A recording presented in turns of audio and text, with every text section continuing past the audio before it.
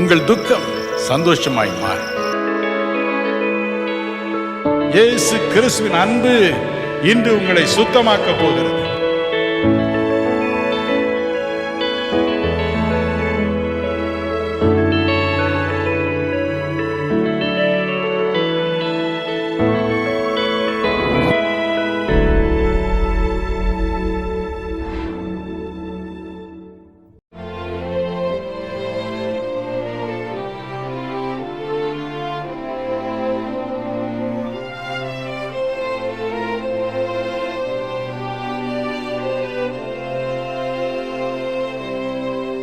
நம்முடைய தியானத்திற்கு ஆதாரமாக பரிசுத்த ஆவியானவர் எனக்கு கொடுத்த வேத வசனங்கள் 1 யோவான் 5:7-8. 1 யோவான் 5:7-8 இதை வாசிக்க கேட்போம். பரலோகத்திலே சாட்சியிடுகிறவர்கள் மூவர், பிதா, வார்த்தை, பரிசுத்த ஆவி என்பவர்களே. இம்மூவரும் ஒன்றாய் இருக்கிறார்கள்.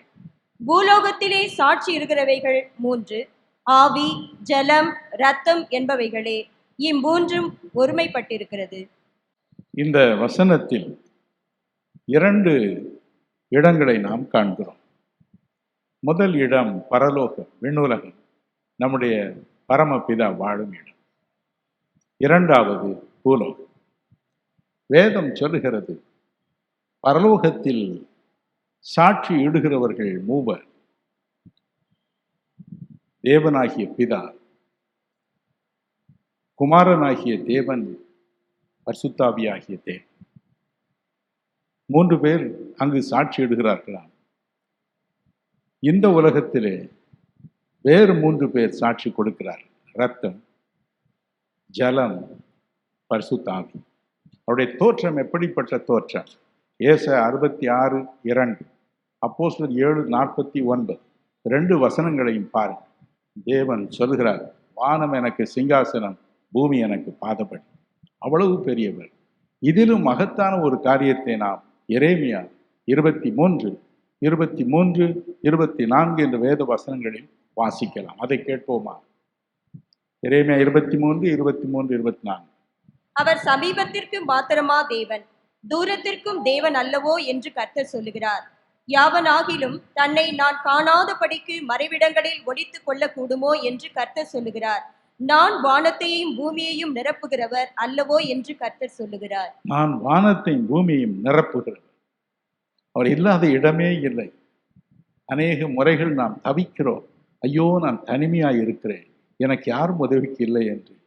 அவர் சொல்லுகிறார், நான் இல்லாத இடமே இல்லை. வானத்தையும் பூமியும் அண்ட சராசரங்களையும் நான் நிரப்புகிறவர். அப்போஸ்தலர் 17:28 பாருங்கள். நாம் அவருக்குள் இருக்கிறோம், அவருக்குள் பிழைக்கிறோம், அவருக்குள் அசைகிறோம். எனவே நம்முடைய உள்ளம் கலங்காது இருப்பதாக. எதற்காக அவர் இப்படி இருக்கிறார்? எந்தெந்த நேரத்தில் நமக்கு அவருடைய உதவி தேவையோ அப்பொழுதெல்லாம் தோன்றுவதற்காக. வேத புஸ்தகத்தை பாருங்கள். ஆகார் என்ற அடிமைப்பெண் கலங்கி தவித்த பொழுது, தனிமையில் புருஷனால் கைவிடப்பட்ட நிலைமையில் அழுது புலம்பிய பொழுது, ஆதியாகமம் 16:13 சொல்கிறது, ஒரு தேவ தூதனை போல தோன்றினாராம். ஆதியாகமம் 18:1 நம் முற்பிதாவாகிய ஆபிரகாமுக்கு ஒரு புருஷனாக தோன்றினாராம். யோசுவா 5:13-15 வரை உள்ள வசனங்களில் யுத்தத்தை எதிர்நோக்கி இருந்த யோசுவாவிற்கு ஒரு படையின் தளபதியாக காட்சி அளித்தாராம். இன்னும் நியாயாதிபதிகள் 13:22-23 பாருங்கள். குழந்தையற்ற மனோவா என்ற ஒரு அன்பு சகோதரனுக்கும் சகோதரிக்கும் அவர் ஒரு தேவ தூதனாக தோன்றினார். அவர் இவ்வாறு தோன்ற காரணம் என்ன? அன்பு, பாசம். ஆதியாகமம் 17:1 பாருங்கள். அங்கே ஆபிரகாமுக்கு தரிசனமான பொழுது அவர் சொன்னார், நான் சர்வ வல்லமையுள்ள தேவன். இதற்கு எல் ஷதாய் என்ற பதம் பயன்படுத்தப்பட்டிருக்கிறது. எல் ஷதாய் என்ற பதத்திற்கு வினோதமான ஒரு அர்த்தம் உண்டு. ஒரு பக்கம் வல்லமையுடையவர், பராக்கிரமம் உடையவர், மறுபக்கம் பால் குடிக்கும் குழந்தைக்கு பால் கொடுக்கும் மார்பை உடையவரை போன்றவர். A person with a bosom of a feeding mother. ஒரு பக்கம் வல்லமை, ஒரு பக்கம் அன்பு. எனவேதான் எந்த நேரத்திலும் உதவி செய்ய, எந்த விதத்திலும் அவரால் தோன்ற முடிகிறது. இது நமக்கு எத்தனை ஆறுதல். பல ஆண்டுகளுக்கு முன்பு ஏழை ஊழியர் ஒருவர் அதிகம் பணம் இல்லாததினால் பிரசவத்தை எதிர்நோக்கி நின்ற தன் மனைவியை சென்னையில் உள்ள அரசாங்க கோஷா ஆஸ்பத்திரியில் அனுமதி செய்தார். ஐயோ, என் மனைவிக்கு சுகமான பிரசவம் வேண்டும் என்று வீட்டில் உட்கார்ந்து புலம்பி அழுது கொண்டிருந்தார். அந்த நாள் முழுவதும் அவளுக்கு குழந்தை பிறக்கவில்லை. அவளை அன்போடு பார்த்து கொண்டிருந்த தாதிகளின் தலைவி சொன்னார், அம்மா, உனக்கு நாளைக்கு தான் பிறக்கும். இப்பொழுது மணி 6 ஆயிற்று. நான் வீடு போய் நாளை காலை 6 மணிக்கு வருகிறேன். நீ அதுவரை சந்தோஷமாயிரேன்னு சொல்லி போய்விட்டாள். இரவு நடு நெசி 2 மணிக்கு பிரசவ வேதனை எடுத்தது. ஓவென்று வலி தாங்க முடியாமல் தவித்து புலம்பினாள். எங்கிருந்தோ அதே தலைவி ஓடி வந்தாள். பிரசவம் இன்பமாய் முடிந்தது. சற்று நேரத்தில் குழந்தையை கழுவி, அந்த அம்மாளை கழுவி, இருவரை நன்றாக படுக்க வைத்து நன்றாக அவர்கள் கவனித்துக் கொண்டார். அந்த அரவணைப்பில் அந்த குழந்தையும் சரி, தாயும் சரி உறங்கிவிட்டார். காலை 6 மணி வந்தது. யாரோ அவர்களை எழுப்பினார். கண் விழித்து பார்த்தார். அந்த தாதிகளின் தலைவி நின்று கொண்டிருந்தார், அழகாய் உடையணிந்து. எனவே அந்த பெண்ணுக்கு அல்லேலூயா என்று பெயரிட்டார்கள். அந்த பெண்ணும் அவருடைய கணவனும் இன்று ஊழியக்காரராக சென்னையில் இருக்கிறார். நடந்த ஒரு காரியம். எனக்கு அன்பானவர்களே, உங்கள் இருதயம் கலங்காது இருப்பதா? பரலோகத்தில் சாட்சியிடுகிற பிதா இந்த உலகத்திலும் நம்மை மறக்க மாட்டார். நாம் அடிக்கடி பாடுகிற ஒரு பழைய ஞான பாட்டு என் நினைவுக்கு வருகிறது. நாம் சேர்ந்து பாடுவோமா? அஞ்சாதீரு என் நெஞ்சாமே, உன் கர்த்தர் துன்ப நாளிலே கண் பார்ப்போம் என்கிறார். இக்கட்டில் தீகையாதீரு தகுந்த துணை உனக்கு தப்பாமல் செய்குவான். தாவீதும் யோபும் யோசேப்பும் அநேக நீதிமான்களும் பொன்னிலும் வேகுவான். கஸ்தி அடைந்தோம் பக்தியில் வேரூன்றி ஏற்ற வேளையில் வாழ்ந்தார்கள் பூர்த்தியா.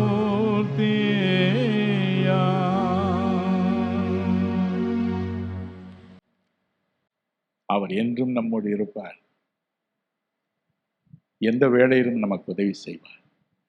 நம் இருதயம் கலங்காது இருப்பதா? அடுத்து குமாரனாகிய தேவன். அவர் தன்னை பற்றி என்ன சொல்கிறார்? வெளிப்படுத்தின விசேஷம் 1:11, 17 பாருங்கள்.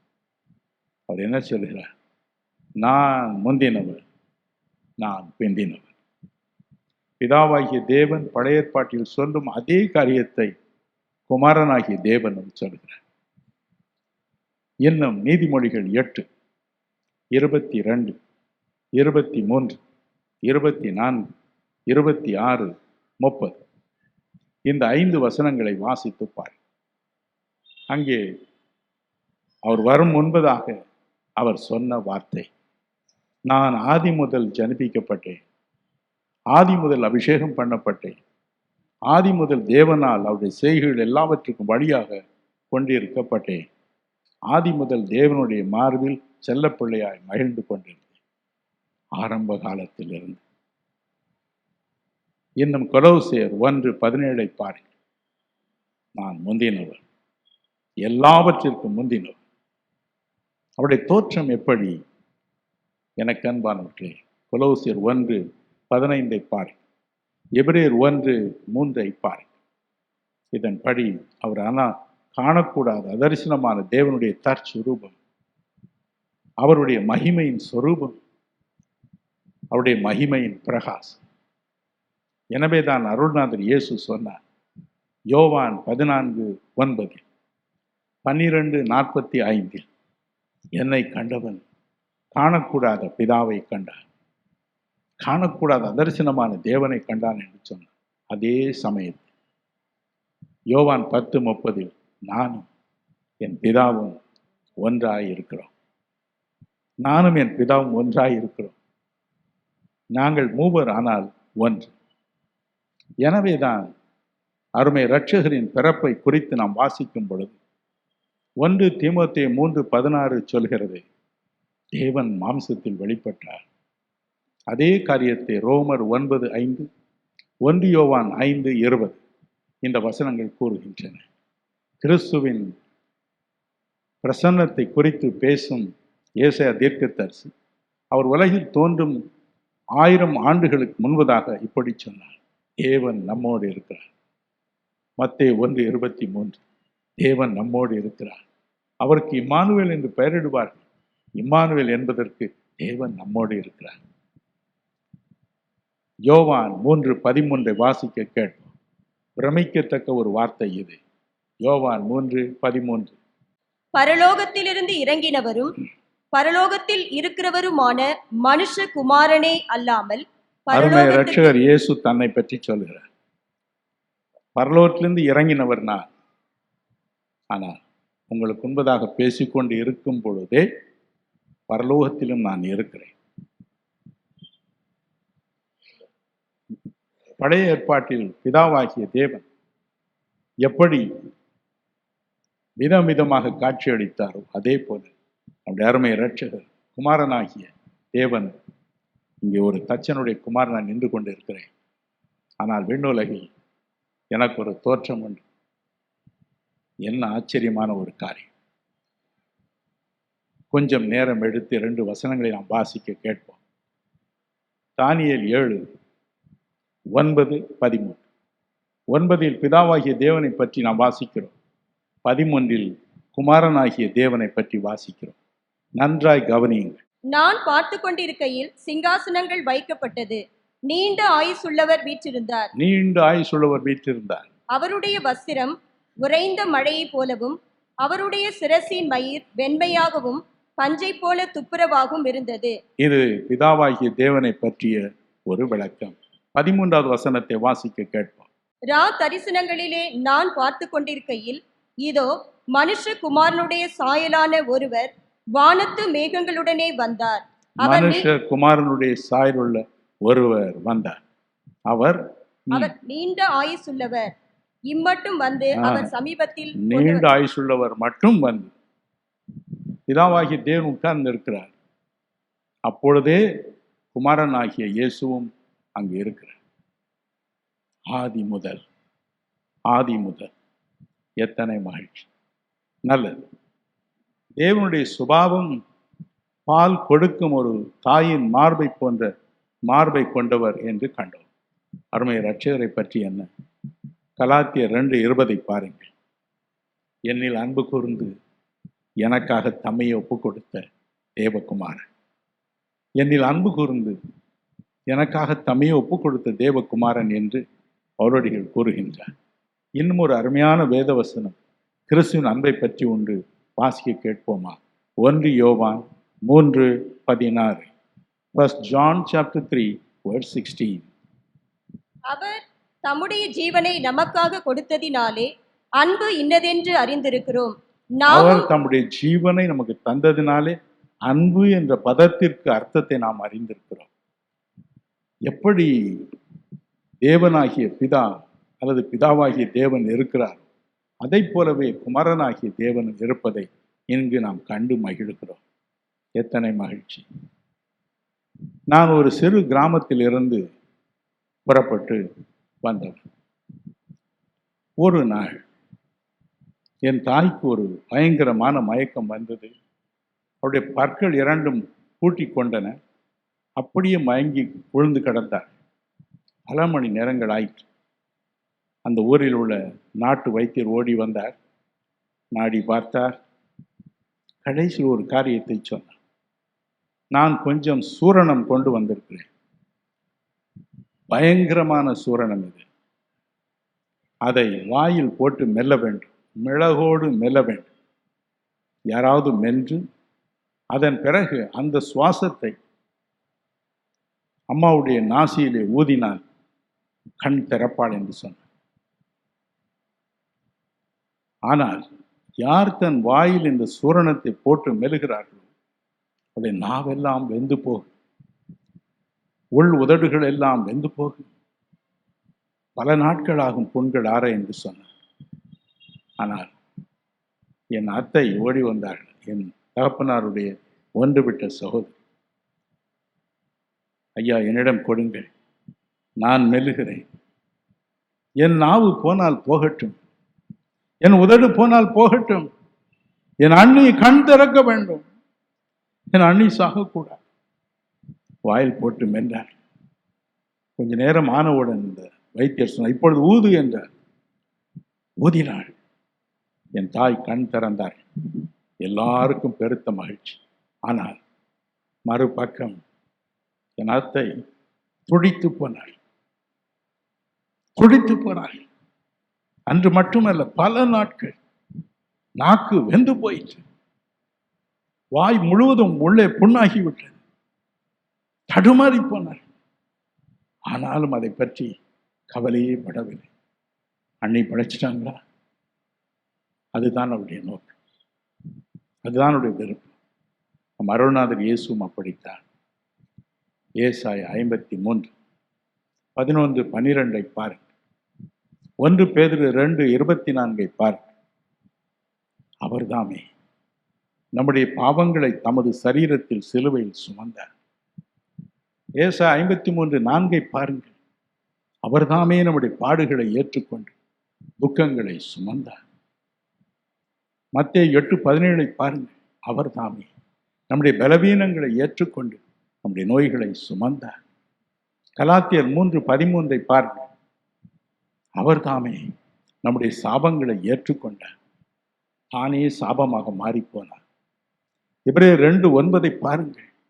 மரணத்தின் கசப்பை நம் ஒவ்வொருவருக்காகவும் மகிழ்ச்சியோடு அருந்தினார். அன்பு உங்கள் இருதயம் கலங்காது இருப்பதாக. இன்றைக்கு துயரம் வரும்பொழுது நாம் ஜெபம் செய்கிறோம். நோய் வரும்பொழுது போதகரை அழைத்து ஜெபம் செய்ய சொல்கிறோம். ஏன்? நமக்கு தெரியும், குமாரனாகிய தேவன் நமக்காக இவர்கள் எல்லாவற்றையும் அனுபவித்தார் அன்பின் நிமித்தம் என்று. ஒரு பழைய பல்லவியை பாடுவோமா? என்ன என் ஆனந்தம், என்ன என் ஆனந்தம் சொல்ல கூடாதே. என்ன என் ஆனந்தம், என்ன என் ஆனந்தம் சொல்ல கூடாதே. மன்னன் கிறிஸ்து என் பாவத்தை எல்லாம் மன்னித்து விட்டாரே. மன்னன் கிறிஸ்து என் பாவத்தை எல்லாம் மன்னித்து விட்டாரே. என்ன என் ஆனந்தம், என்ன என் ஆனந்தம் சொல்ல கூடாதே. பாவங்கள் சாபங்கள் கோபங்கள் எல்லாம் பரிகரித்தாரே. பாவங்கள் சாபங்கள் கோபங்கள் எல்லாம் பரிகரித்தாரே. தேவாதி தேவன் என் உள்ளத்தில் வந்து தேற்றிய விட்டாரே. தேவாதி தேவன் என் உள்ளத்தில்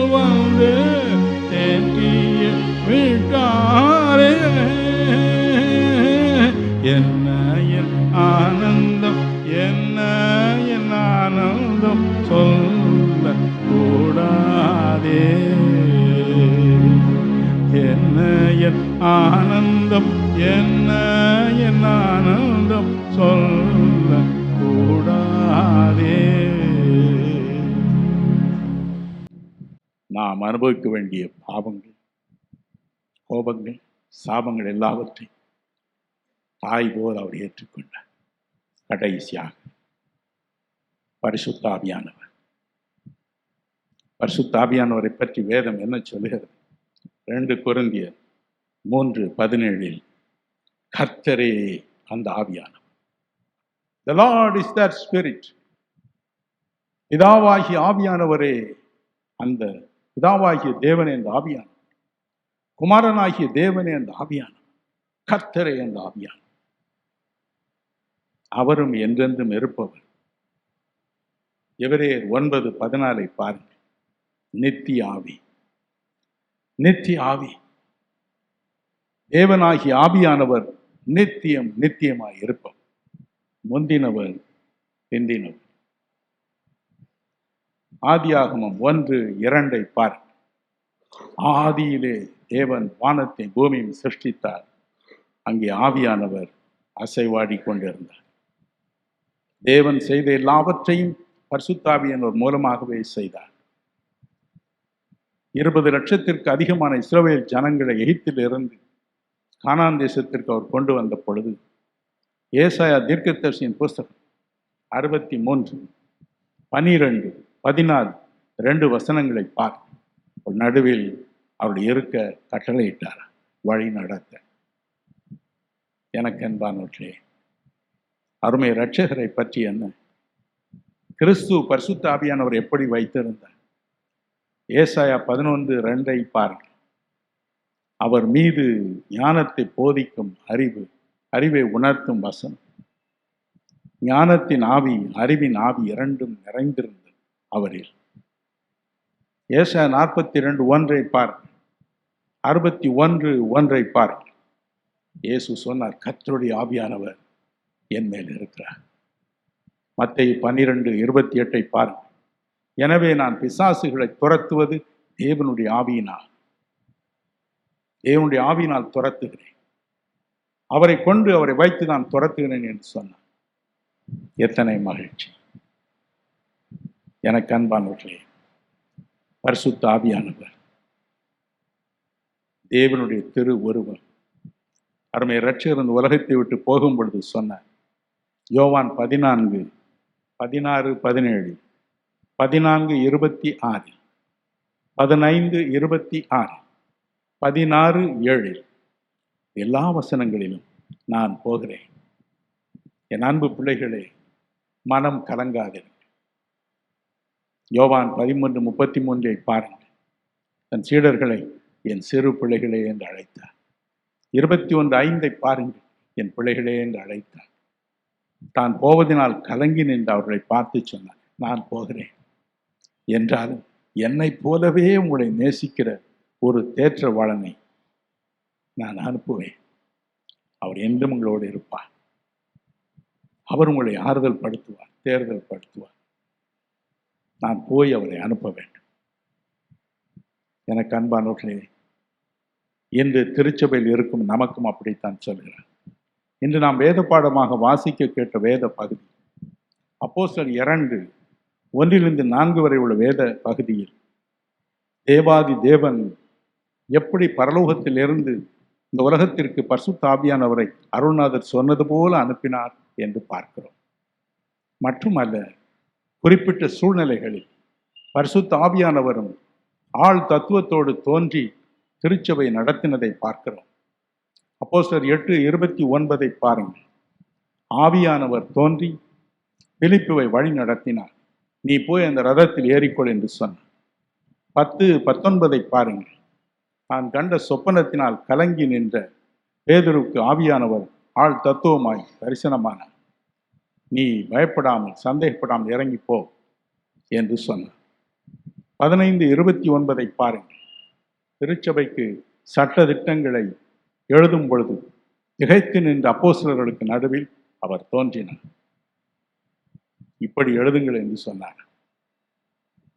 அன்று சொன்னவர் என்று சொல்ல மாட்டார். உங்கள் இருதயம் கலங்காது இருப்பதாக. அவரும் ஒரு அன்பின் ஆவிதான். அவரும் நமக்குள் தம்முடைய அன்பை ஊற்றுகிறார். அவருக்குள் இருக்கும் அன்பை நமக்குள் ஊற்றுகிறார். ரோமர் 5:5 பார், அதை சொல்லுகிறது. மேலும் நமக்கு அருளப்பட்ட பரிசுத்த ஆவியினாலே தேவனுடைய அன்பு நம்முடைய உள்ளத்தில் ஊற்றப்பட்டிருக்கிறது. பரிசுத்த ஆவியானவர் நம்முடைய உள்ளத்திலே வரும் பொழுது அன்பு ஊற்றப்படுகிறது. அது 2 காரியத்தை செய்கிறது. ஒன்று, மார்க்கு 12:30 சொல்கிறது போல, பிதாவாகிய தேவனிடத்தில் முழு ஆத்மாவோடு, முழு இருதயத்தோடும், முழு மனதோடும், முழு பலத்தோடும் அன்பு கூற நம்மை தூண்டுகிறது. ஆகவே தான் நாம் ஆலயத்திற்கு வருகிறோம். ஆலயத்திற்கு வருவது இந்த அன்பினால் உந்தப்பட்டு. இங்கே பரிசுத்த ஆவியானவர் இருக்கிறார். நம்முடைய வாஞ்சைகளை, தேவைகளை நிறைவேற்ற அவரோடு காத்திருக்கிறார். உண்மையாக சென்னையில் நடந்த ஒரு சம்பவத்தை நான் சொல்லட்டும். இயேசு அழைக்கிறார். அலுவலகத்தில் வேலை செய்யும் ஒரு தம்பி தன்னுடைய தாயை ஒரு நாள் கூட்டிக் கொண்டு வந்தார். அவர்கள் சொன்ன ஒரு காரியம், ஒரு ஞாயிற்றுக்கிழமை காலை ஆலயத்திற்கு புறப்பட்டு நின்றார்கள். அவருடைய கணவன் பல நாட்கள் நோயாளி. அன்று பயங்கரமான வயிற்றுப்போக்கு. ஐயோ, என்னால் வந்து செய்ய முடியவில்லை என்று சுருண்டு படுத்து கொண்டார். என்ன செய்வதென்று அவளுக்கு தெரியவில்லை. மறுபக்கம் இயேசு அழைக்கிறார். அலுவலகத்தில் வேலை பார்த்த அந்த தம்பி நன்றாய் உடை அணிந்து வெளியே போக வேண்டும் என்று வந்தார். எங்கே போகிறாய், என்ன வேண்டும் என்று கேட்டார். அம்மா, இன்று எனக்கு ஸ்பெஷல் கிளாஸ் இருக்கிறது, நான் படிக்க வேண்டும், எனக்கு பஸ்ஸுக்கு பணம் கொடுங்கள் என்று கேட்டார். அவள் கையில் ஒரு காசும் இல்லை. கோபத்தினால் நிறைந்து அவன் கன்னத்தில் அடித்து விட்டார். என் மகனை அடித்து விட்டேனே என்று புலம்பி அழுதார்.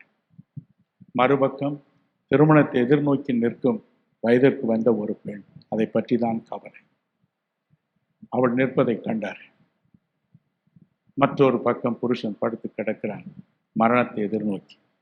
உள்ளமே உடைந்து போயிற்று. ஓ என்று அழுதார். தரையில் உட்கார்ந்தார். ஒரு பேப்பரை எடுத்து அதில் ஒரு கடிதம் எழுதினார்கள். யாருக்கு? ஆண்டவருக்கு.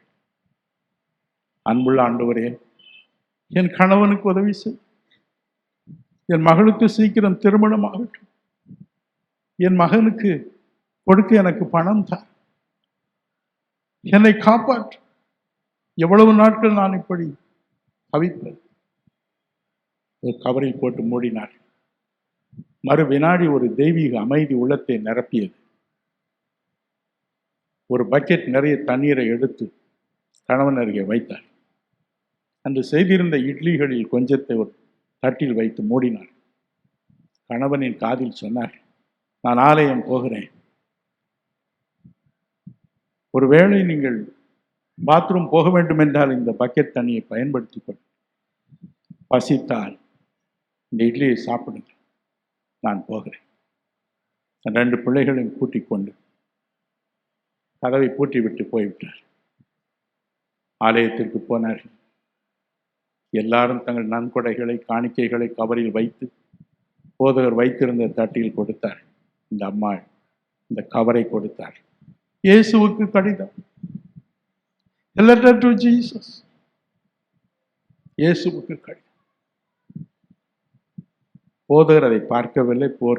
பார்க்க நேரம் அவருக்கு கிடையாது. இது காணிக்கை என்று வாங்கி கொண்டார். ஆனால் பரிசுத்த ஆவியானவர் அதை பார்த்தார். ஆலயம் முடிந்தது. மூவரும் ஓட்டமாய் ஓடினார்கள். ஐயோ, வெளியிலே கதவை பூட்டிவிட்டு வந்து விட்டோமே. அப்பா எப்படி இருப்பாரோ, கணவன் எப்படி இருப்பாரோ. வீட்டின் அருகே வரும்பொழுதை கூச்சலிட்டார். Daddy, how are you? அப்பா எப்படி இருக்கிறீர்கள்? சத்தத்தையே காணும். ஆனால் கதவு திறந்து மிக அழகாக உடை உடுத்தி கொண்டு அவர் நின்றார். என்ன நடந்தது என்று கேட்டார். நீங்கள் ஆலயம் போய்விட்டீர்கள். திடீரென்று ஏதோ ஒரு புதிய உணர்வு எனக்குள் வந்தது. என் வயிற்றுப்போக்கு நின்றது. ஒரே பசி. நன்றாய் சாப்பிட்டேன், நன்றாய் குளித்தேன், உடை உடுத்தி கொண்டேன். சுகமாக இருக்கிறேன் என்று சொன்னார். அன்று அவர்கள் என்னை பார்க்க வந்ததற்கு ஒரு நோக்கம் உண்டு. அந்த பெண்ணுக்கும் திருமணம் கைகூடி இருந்தது. அந்த பெண்ணின் திருமண அழைப்பை எடுத்துக்கொண்டு தாய், தகப்பன், மகன், மகள் 4 பேரும் வந்திருந்தார். என்ன மகிழ்ச்சி! எனக்கு அன்பானவர்களே, உங்கள் இருதயம் கலங்காது இருப்பதா? பரிசுத்த ஆவியானவர் நம்மோடு இருப்பது இதற்கு தான். 2 கொரிந்தியர் 5:14 சொல்கிறது போல கிறிஸ்துவின் அன்பு நம்மை நெருக்கி ஏவுகிறது. இந்த அன்பு தான் நாம் வேலை செய்யும் இடங்களில் மற்றவர்களுக்கு உதவி செய்யும்படி நம்மை தூண்டுகிறது. எந்த ஆபீஸுக்கும் நீங்கள் போங்கள், எந்த தொழிற்சாலைக்கும் போங்கள், அங்கே ஒரு தேவனுடைய பிள்ளை இருப்பார். ஒரு தேவனுடைய பிள்ளை உங்களைப் போல இருக்கும். எல்லாரும் கஷ்டத்திற்கு அந்த மேர்சி அல்லது அந்த கிரேஸ் அல்லது அந்த கிறிஸ்துதாஸ் அல்லது அந்த ராபர்ட், அந்த அந்திரையா, அவரைத்தான் தேடி போவார். காரணம் உங்கள் அன்புள்ள வாழ்க்கை. உங்களுக்குள் இருக்கும் ஆவியானவர் அன்பை காண்பிக்கும்படி உங்களை தூண்டிக்கொண்டே இருக்கிறார். சில தினங்களுக்கு முன்பு ஆஸ்திரேலியாவிலிருந்து ஒரு பெண் இப்படி சொன்னாள், ஐயா, எனக்கு பக்கத்திலே ஒரு பெண் இருக்கிறாள், பயங்கரமான பெண், தினமும் அவளால் நரக வேதனை. ஆனால் ஒரு நாள் மிகுந்த சோகத்தோடு இருந்தாள். என்னவென்று கேட்டேன். என் புருஷன் செத்து போவார் என்று சொல்லிவிட்டார், அவருக்கு லங் கேன்சர், ஆகவே இப்படி இருக்கேன் என்று புலம்பினான். நான் சொன்னேன், கவலைப்படாதே, நான் இயேசு அழைக்கிறார் ஜெபகோபுரத்திற்கு உதவி கேட்பேன், அவர் ஜெபிப்பார்கள், என் ஆண்டவர் உனக்கு உதவி செய்வார் என்று சொன்னார்கள். அடுத்த நாள் அதே போல ஒரு குறிப்பிட்ட நேரம் இயேசு அழைக்கிறார் ஜெபகோபுரத்திற்கு தொலைபேசி மூலம் தொடர்பு கொண்டு இந்த மனிதருடைய கதையை சொல்லியிருக்கிறார்கள். இங்கிருந்து ஜெப வீரரும் கண்ணும் கருத்துமாய் ஜெபித்திருக்கிறார். அடுத்த நாள் அந்த பெண் அலுவலகம் வரும் பொழுது சிரித்து கொண்டு வந்தாள், தலையை நன்றாக வாரிக்கொண்டு வந்தாள், நன்றாய் உடையணிந்து வந்தாள். இவர்கள் கேட்டார்களா, என்ன இன்றைக்கு மாறி வந்திருக்கிறாள்? என் புருஷனுக்கு திடீரென்று ஏதோ நடந்தது, நெஞ்சில் இந்த லங் கேன்சர் மாறிவிட்டது. அந்த பெண் கேட்டாள், அம்மா, நீங்க சென்னைக்கு ஜெபகோபுரத்திற்கு பேசுவேன் என்று சொன்னீர்களே, எத்தனை மணிக்கு? அவள் சொன்னாள், இரவு 9:50 இந்தியன் ஸ்டாண்டர்ட் டைம், நைட் 9:50. அந்த பெண் சொன்னாள், அந்த 9:50க்குத்தான் ஒரு அற்புதம் நிகழ்ந்தது, என் கணவர் உயிரோடு இருக்கிறார். என் அன்பிற்குரியவர்களே, நாம் எவ்வளவு பாக்கியவான்கள்.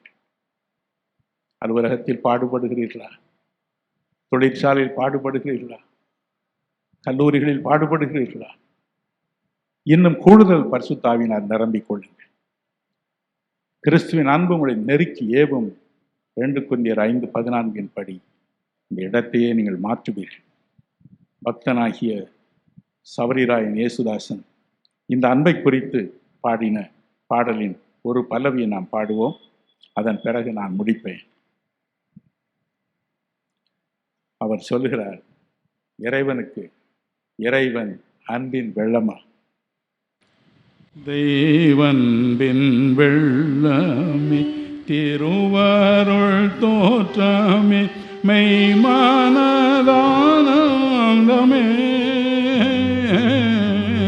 சொந்தம் உனதெல்லாம் சோர வழி செல்ல எந்தாய் துணிவேனோயா,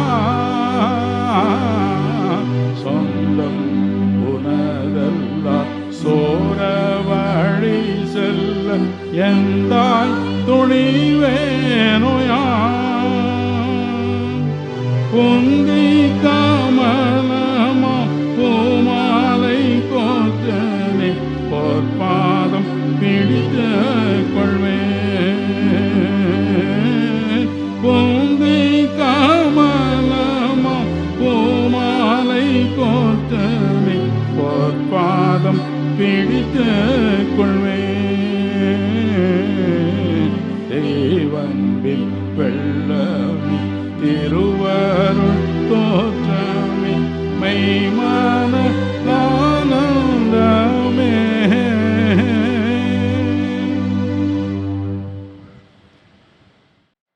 இப்பொழுது நாம் பரிசுத்த ஆவியானவர் யாரென்று அறிவோம். காணக்கூடாத இறைவன், யாவரும் காணக்கூடியவராய் கிறிஸ்து என்ற ஊரில் வந்தார். அதே இறைவன் தான் கிறிஸ்து இருந்த இடத்தை நிரப்ப ஆவியின் ரூபமாய் இறங்கி வருகிறார். மூவரும் ஒன்று. நாம் செய்ய வேண்டியது என்ன?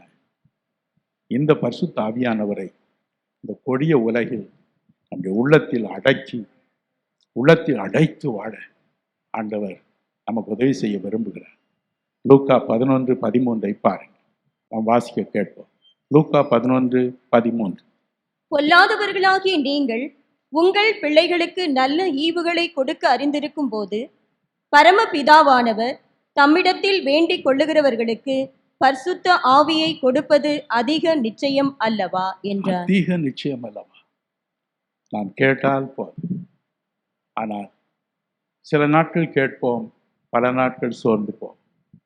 எனவே நான் லூக்கா 18:1 அருள்நாதர் சொல்லிப்போன, சோர்ந்து போகாமல் எப்பொழுதும் ஜெபம் பண்ணு. என்னுடைய 20வது வயதில் ரயிலின் முன்பதாக விழுந்து சாக வேண்டும் என்று தற்கொலைக்காக ரயில் தண்டவாளத்தை நோக்கி ஓடினேன். அப்பொழுதுதான் கிறிஸ்துவின் அன்பை அறிந்த போலீஸ் டிபார்ட்மெண்ட்டில் வேலை செய்த என் சித்தப்பா மூலம் கிறிஸ்துவின் அன்பை அறிந்தேன். என் உள்ளத்தை ஒப்புக் கொடுத்தேன். வேத புஸ்தகத்தை படித்தேன். அப்போஸ்தலர் 10:38 இவ்வாறு சொல்லுகிறது: நசரேயனாகிய இயேசுவை தேவன் பரிசுத்த ஆவியினாலும் வல்லமையினாலும் அபிஷேகம் பண்ணினார். தேவன் அவருடனே கூட இருந்தபடியினால் அவர் பிசாசின் வல்லமையில் அகப்பட்ட யாவரையும் குணமாக்குகிறவராய் சுற்றித் திரிந்தார். நசரேயனாகிய இயேசுவை தேவன் பரிசுத்த ஆவியினாலும் வல்லமையினாலும் அபிஷேகம் பண்ணினார். நான் யோசித்தேன், இயேசு தேவகுமாரன், தேவனுடைய தற்சுரூபம், அவருக்கு பரிசுத்த ஆவியினால் அவசியமானால் எனக்கு எவ்வளவு அவசியம். அன்றிலிருந்து ஜெபம் செய்தேன். தான் சுமார் 7 ஆண்டுகள் புலம்பினேன். எனக்கு வேலை இல்லாமல் இருந்ததினால் அல்ல, ஸ்டேட் பேங்கில் நல்ல வேலையில் இருந்தேன். எனக்கு கீழே 700 கிளைகள் இருந்தன. யோசித்து பாருங்கள், ஒரு கிளையே அடக்கி ஆள முடிய 700 கிளை. அவற்றின் மத்தியிலும் அருள்நாதரை பின்பற்றினேன். புலம்பி அழுதேன். 7 ஆண்டுகள் கடந்தன. ஒரு நாள் இரவு வேலை முடித்து வந்தேன். 9/10/1962 நான் உண்மையில் மனம் உடைந்து புலம்பினேன். ஆண்டவரே, இத்தனை ஆண்டுகள் நான் கேட்டு இருக்கிறேன், ஏன் எனக்கு உம்முடைய தரிசனத்தை தரவில்லை? உம்மை பார்க்க வேண்டும், உம்மோடு பேச வேண்டும் என்று துடிக்கிறேன், ஏன் வரக்கூடாது? ஏன் என்னை உம்முடைய ஆவியினால் நிரப்பக்கூடாது? ஒன்று என்னை நிரப்பும், இல்லையானால் கொன்று போடு என்று இரவு 12 மணி வரைக்கும் ஜெபித்தேன். அடுத்த நாள் இரவு 9:30 மணி ஆபீஸ் முடித்து வீடு திரும்பினேன். எங்கள் குடும்ப ஜபத்திற்காக முழங்கால் படிக்கிட்டோம். அவ்வளவுதான். இடம் முழுவதும் ஒரு பரலோக ஒளி இறங்கியது. அங்கிருந்து அத்தனை பேரையும் நடுங்க செய்தது. நடுவில் கிறிஸ்து தோன்றினார். நானே கிறிஸ்து. முழு இருதயத்தோடு நீ என்னை தேடினபடினான், என் மகனே, நானே உன்னை ஆசீர்வதிக்க வந்தேன் என்று சொன்னார். இந்த உலகத்தில் நான் இருந்த பொழுது இந்த உலகம் என் அன்பையும் மனதுருக்கத்தையும் பற்றி கேள்விப்பட்டிருக்கிறது. ஆனால் இன்று என் அன்பை தேடுகிறது. இந்த அன்பினால் நிறைந்த ஒரு மனிதனை உலகம் காணவில்லை. எனவே அந்த மனதுருக்கத்தின் ஆவி உனக்கு தருகிறேன். I give you my spirit of compassion. Every time you are moved with this compassion and pray for my people, I'll ask whatever you demand. இந்த மனதுருக்கத்தினால் நிறைந்து நீ என் மக்களுக்காக ஜெபிக்கும் பொழுது நீ கேட்பதெல்லாம் தருவேன் என்று சொன்னார். என் வாழ்க்கை மாறியது. மத்தேயு 10:20 பாருங்கள். இயேசு சொன்னார், இனி உங்களிலிருந்து என் ஆவியானவர் பேசுவார். ஆவியானவரிலிருந்து பேசுவார். அபிஷேகம், பரிசுத்தாவின் நிறைவு எப்படி இருக்கும்? யோவான் 14:20 பாருங்கள். அப்பொழுது அந்த நாள், நான் என் பிதாவிலும் நீங்கள் என்னிலும் நான் உங்களிலும் இருப்பதை நீங்கள் உணர்வீர்கள். பரிசுத்த ஆவியானவர் நிரப்பும் பொழுது தேவனே நமக்குள் இருப்பது போல், நம்மை சூழ இருப்பது போல் தோன்றுகிறது. எத்தனை மகிழ்ச்சி! அது போதும் நமக்கு. தொல்லைகள் வரலாம், துன்பங்கள் வரலாம், நோய்கள் வரலாம், இழப்புகள் வரலாம், எதிர்ப்புகள் வரலாம், பரிகாசங்கள் வரலாம், நிந்தை பேச்சுகள் வரலாம். எல்லாவற்றின் மத்தியிலும் அவர் கூட இருப்பார். கவலைப்படாதே என்பார். நம்மை காப்பாற்றுவார். நமக்கு வேண்டாமா? உங்கள் கையில் தான் இருக்கிறது, நம் கையில் தான் இருக்கிறது. ஏதோ ஒரு நேரம் கேட்டுவிட்டு போவதல்ல, பெரும் வரை தொடர்ந்து ஜெபிப்போம். நான் 7 ஆண்டுகள் ஜெபித்தேன். நீங்களும் ஜெபம் பண்ணுங்கள், உங்களுக்கும் தருவார். ஜெபிப்போமா? நாம் ஜெபிப்போம். தேவன் வெள்ளம், தேவன்பின் வெள்ளம் தேவை. கொஞ்சம் ருசித்த என் உள்ளம் கெஞ்சுதே என்னும் தேவை.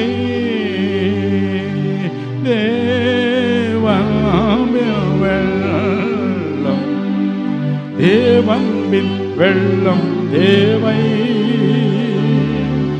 கொஞ்சம் ருசித்த என் உள்ளம் கெஞ்சுதே என்னும் தேவை. இயேசுராஜா, என் பரமபிதாவினிடத்தில் வேண்டிக் கொள்கிறவர்களுக்கு ஒரு பரிசுத்த ஆவியை கொடுப்பது அதிக நிச்சயம் என்று சொல். இன்று உம்முடைய பிள்ளைகளாக கூடியிருக்கிற எங்களை கண்ணோக்கி பார். உமது பிள்ளைகள் வெளியே சிரிக்கக்கூடும், ஆனால் உள்ளத்தின் ஆழத்தில் எத்தனை துயரம், எத்தனை வேதனை, எத்தனை சஞ்சலம், எத்தனை சரீர பாடுகள், எத்தனை இழப்புகள், எத்தனை அங்கலாய்ப்புகள், எத்தனை சஞ்சலங்கள், எத்தனை அவ பேச்சுகள், பரிகாச பேச்சுகள். எல்லாவற்றின் மத்தியில் தான் உம்மை தேடி வந்திருக்கிறார். ஒவ்வொருவரையும் அணைத்துக் கொள்ளும், ஒவ்வொருவரையும் இருக தழுவிக்கொள்ளும், ஒவ்வொருவரையும் மார்பில் இருக தழுவிக்கொள்ளும் அப்பா. அனைத்து ஆறுதல் படுத்தும். அவளுக்கு தெரியாமல் வழியும் கண்ணீரை துடைத்தரலும், வீட்டிலே சிந்தும் ரகசிய கண்ணீரை துடைத்தரலும். இவை எல்லாவற்றிற்கும் அனுகூலமாக நீர் வைத்திருக்கிற இணையற்ற உம்முடைய பரிசுத்த ஆவியானவரை அவர்களுக்கு தாரும். ஒவ்வொருவரையும் நிரப்பும், ஒவ்வொருவரையும் நிரப்பும் அப்பா. ஆலயத்தில் வரும்பொழுது மட்டும் அல்ல, வீட்டிலேயும் நிரப்பும், அலுவலகத்தில் நிரப்பும், தொழிற்சாலையில் நிரப்பும், வேலை செய்யும் இடத்திலே நிரப்பும், போகும் இடமெல்லாம் நிரப்பி காத்துக்கொள்ளும். இன்று முதல் நான் உம்முடைய ஆவியானவரை பெருமட்டும் ஆண்டவரே உம்மை விடுவதில்லை என்ற வைராக்கியத்தோடு ஜெபிக்கும் ஒரு இருதயத்தை தாரும், பெறட்டும்.